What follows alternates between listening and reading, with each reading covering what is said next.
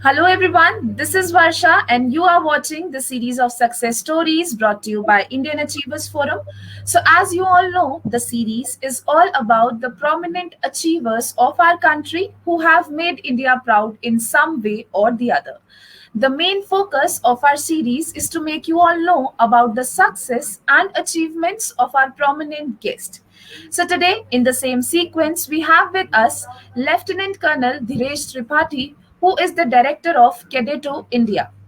But before we actually start the conversation with him, let's quickly have a look at a very small video telling you about what we actually do.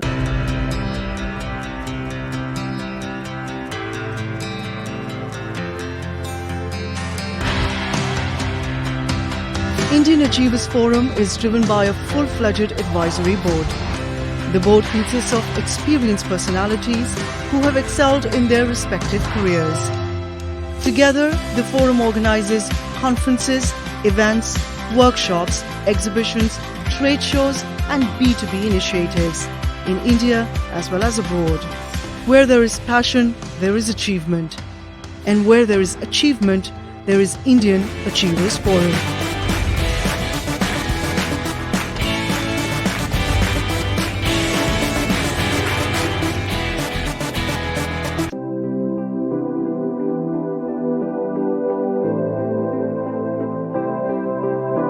Hello, sir. How are you?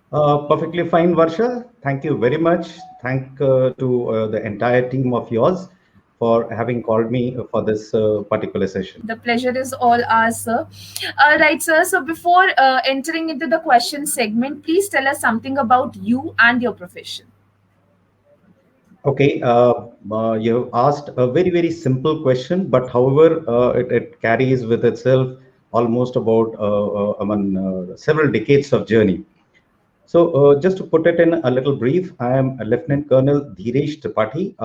I joined the armed forces after doing my graduation way back in 1995. I have served in several areas with armed forces, especially into the inhospitable terrains of Jammu and Kashmir, the northeastern region, and most prominently, I have been a part of United Nations as a force commander to Senegalese force in Democratic Republic of Congo. After about 20 plus years of my service with the armed forces, I finally decided that it is time to give back to the society what it gave to me. So I took a premature retirement, came out in the corporate world, served in the corporate world for a while, almost about 2.5 years, and thereafter got onto my dream project, that is running an institute by the name Cadeto India Defense Academy and Cadeto India Education. We started this entire journey way back in 2018, and currently we have reached whichever levels we have, but have made a mark in the entire education fraternity till date. That's lovely, sir. All right. So, sir, I'm very keen to know that how did you actually land up to the idea of, starting with Cadeto India? It's a beautiful thought process. In fact, I am not only just an army officer, a regular army officer, but I'm also a trained psychologist, popularly known as the group testing officer. Later, I did my psychology also and learned about it. I have been assessing and testing candidates, been into selection center Bhopal, selection center Bangalore for almost close to about 7 to 8 years, in which while interacting with the candidates, I understood that there is something amiss in that small little child or that girl or the boy who has come here to become an officer, just because he may or may not have had adequate exposure to become an officer. A small little of exposure, small little of guidance, and loads of the knowledge to clear his written exam as well as SSB interviews would be good enough. And somewhere I need to start this particular thing. All right. So now, if you can please tell us about the services that Cadeto India is providing to people out there. You see, Varsha, while we started with a thought process of giving personality training to most of the people who are planning to get into armed forces, or they are planning to get into any corporate kind of interview things and all, we did start from that small little note. which subsequently got to a level where we expanded ourselves into many more. So we started with developing personality or personality development, moved to SSB interviews vertical, in which the Services Selection Board, which selects officers for armed forces, Army, Navy, Air Force. Slowly, we moved into the vertical of training for written exams, that is defense written exams, NDA, CDS, Air Force Common Admission Test, and so on and so forth. Thereafter, into the school tuitions, that is 10th to 12th school tuitions, primarily physics, chemistry, and maths. After that, we raised one more vertical of our engineering tuitions, engineering vertical tuitions. And finally, we landed up somewhere where we are almost dealing with all the kind of government exams as on date. So now moving ahead, I would like to ask you that what do you have to say about, the youth, especially the women joining the armed forces as in career? When it comes to women joining armed forces or picking up armed forces as a career, believe you me, it was nothing new in as far as the Indian context goes. Whether we get into our scriptures, our Vedic scriptures, or our religious books, I may not know many of them, but at least so many goddesses which were created by the devas, and they were primarily targeted towards killing the asuras or those demons. The women were always into fighting, be it our scriptures, be it our ancient times, thereafter moving to the Mughal era and the modern India. However, what happened is somewhere down the line, we as humans took a lot of time for opening our thought processes or our mindsets by asking the women to get into armed forces. They were keen, they were rearing with full josh. But today we have reached a stage. When I say this, I mean 2021.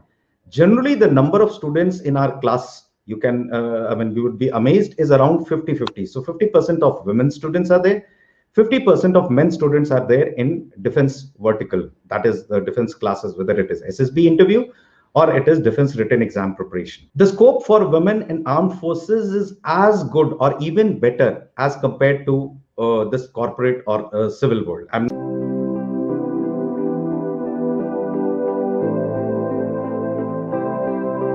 Right, sir. So now, if you can please let our audience know about how to study for these armed forces exams, and also what are the options which are available. You see, Varsha, studying is a totally different ball game. I'll just quote and narrate a small little example from my own personal life. There is something called as an internal exam for promotions in armed forces. Not easy, known by different names. I'll not get into the technical details. Now, what happened is, while I may have been an average student, but clearing these exams is almost difficult because being in armed forces or army or navy or air force, you are engaged for almost 18 to 20 hours in a day. Trying to study in those 18 and 20 hours when you are at your work is almost very, very difficult. But there is a smart way to work hard. The same annotation, somebody taught me, and I have applied it on myself, and I keep guiding and counseling people. One of the simplest method is, first you should be very, very clear of the goals, and the goals cannot be singular. It has to be multi pronged kind of a thing. Once you do that, you set your goal, you set your alternative, you set your reserves. Thereafter comes the next step is knowing your syllabus in deep and exact details. The moment you come to know about it, you are ready for studying. Pick up any book. In India, most of the exams, they include your NCERT books, 6th class to class 10th. Some might be a little higher, but most of the exams, defense forces, definitely, except for a little portion here and there of mathematics. Pick up the books, make a schedule and a timetable for yourself, get down to studies, whether you are studying for IAS or you are studying for as small as a clerical exam. All the exams follow the same thought process. One should never feel shy in taking a mentorship or a guidance or from somebody. It might be their parents, their uncles. And in case the person is not very comfortable or does not know such kind of people, go to a professional. Well said, sir.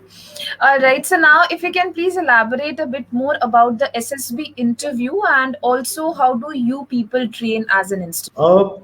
You see, it is a common myth that interviews are something for which you need something, a kind of a detailed preparation. It's just the way of presentation or a little bit of polishing which can be done. If somebody asks me what is SSB interview, or rather what is a interview, the simple connotation of an interview is it is nothing but a plain, simple, the values which you have learnt in your life, or jisko hum in Hindi we call the sanskar that we pick up from our background, our family, our friends, our surroundings. It is that plain, simple thing called as an interview. When it comes to interview, the person has to know himself deeply inside. The person needs to know about the environment which is immediate to him, and the person needs to know what is going around in the country and to in the world to an extent. And finally, to as a topping, you have to know about the organization which you are planning to go. Suppose I'm going for armed forces or army interview as an officer. I'm going for NDA, I'm going for CDS, anything.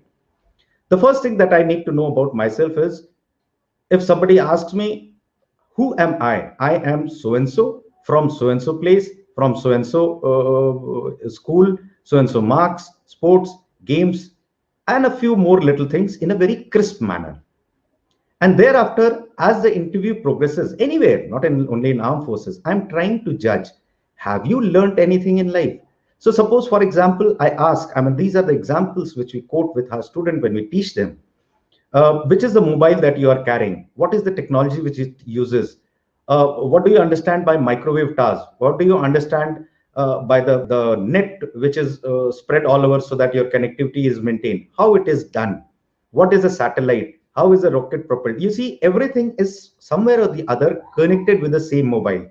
You can't say, sir, I do not know anything about mobile. However, I use it for 20 hours in a day out of 24. So when I say this, we have to be, what we do is we remind the child, we put it in an organized manner, we put across certain kind of problems, we try to mold and tune his brain so that he starts thinking logically, finding solutions to the immediate and the practical problems that he faces.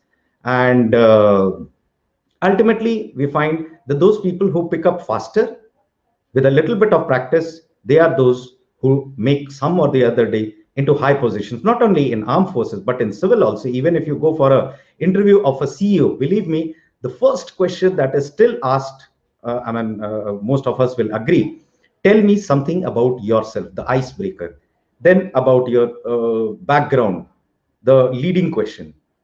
Thereafter, your professional degree courses, things like that. And finally, back to the organization and how you're going to add some or the other value, and why should I select you? If all these things are crystal clear in your mind, you know how to logically and systematically put it, your job is done and you are through. That is the basic method.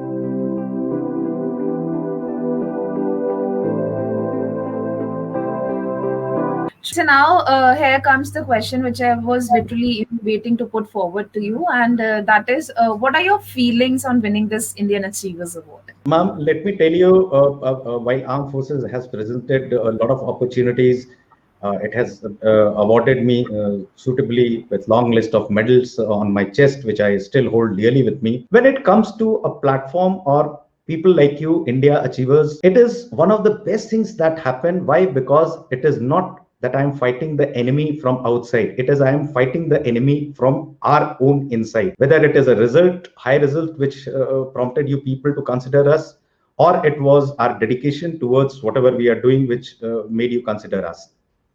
I'm sure you people would have done your own personal research and homework to arrive at this conclusion. The best thing that has happened in so many years is winning this award and putting a cap or a feather on the cap of Cadeto India in all the verticals, whether it is management or defense or anything. It really makes me feel proud that now I can comfortably call that I have done something for which there is an organization, Pan India, which has recognized us.